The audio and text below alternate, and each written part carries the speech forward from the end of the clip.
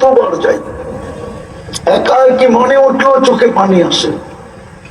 এর চেয়ে পরিচয় তো দুনিয়ায় কারো ছিল না, কারো হবেও না। আবু তালেবের পরিচয়, আবু তালেবের যে পরিচয় ছিল, কি আবু তালেব কে চিনেন? কে? আরে বলেন না কে? মুহাম্মদুর রাসূলুল্লাহর চাচা। যে চাচাকে বসায়া দুনিয়ার চাচার মর্যাদা বুঝাইছেন, চাচাকে সামনে বসায়া দুনিয়ার সমস্ত চাচাদের মর্যাদা বুঝাইছেন। বসে আল আম্মু বিমানজিলাতিল আব, চাচা আপনি আমার চাচা না, আপনি আমার বাবা। বাবা বাবা বাবা, বাবার যতটুকু মর্যাদা চাচার অতটুকু মর্যাদা, এক সুতা কম না, এক বালুর কণা পরিমাণ কম না। যতটুক মর্যাদা বাবার অতটুক কি চাচা।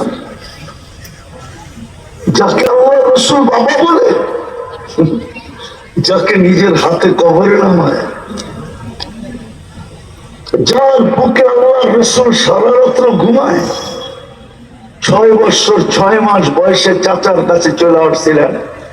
কেননা বাবাও নাই, মাও নাই, বোনও নাই, ভাইও নাই, দাদাও নাই, কোথায় আশ্রয় নিবে? তো চাচা বলতেছে, বেটা আমার বুক। 44 বছর বুকে রেখা পাচ্ছেন। ওর চেয়ে বড় পরিচয় আপনার কাছে দুনিয়ার?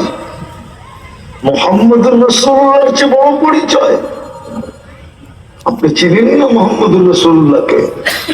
এই জন্যই তো ইমাম বুখারী বড় জোর দিছিলেন যে উম্মত দুনিয়াতে চিনো মুহাম্মদুর রাসূলুল্লাহকে। তোমার কবরের প্রথম প্রশ্ন কিন্তু হবে, মা কুনতা তাকুলু ফি হাদার রাজুলি মুহাম্মাদিন সাল্লাল্লাহু আলাইহি ওয়াসাল্লাম।